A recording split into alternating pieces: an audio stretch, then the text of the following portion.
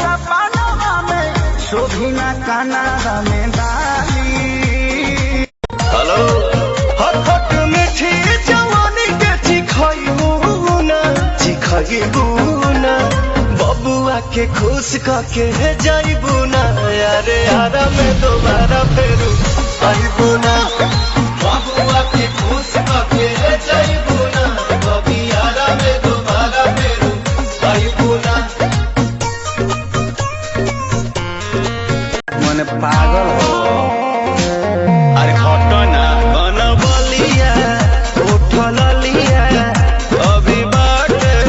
नया नया जनी बना तू बेहाया कर दाया रो दिसाया। कच बजवानी हमर भाई का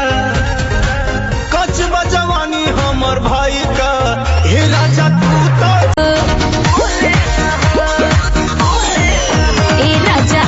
काथी डोले लहो खाली ताके ल कुछ न बोले लहो रूप कले छोड़ ल तू हाथे से पिटो हमर सधिया गोराई छलके नहैलू कौना साबुन से मलके जवानी तोहर छला छला छलके नहैलू कौना साबुन से हमारे ला राम जी से मांगल बिया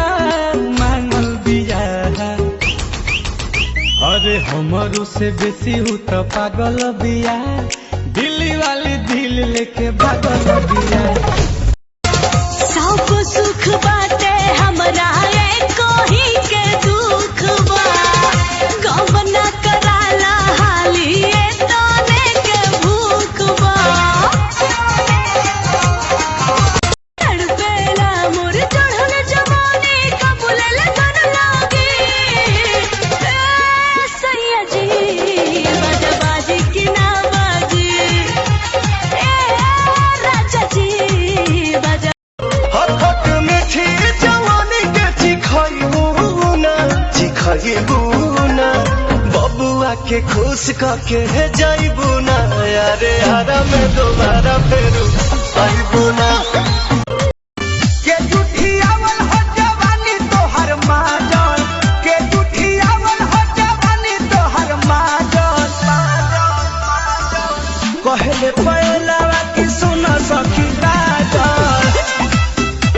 के जुठियावल हो जवानी तोहर माजन के जुठियावल हो जवानी तोहर माजन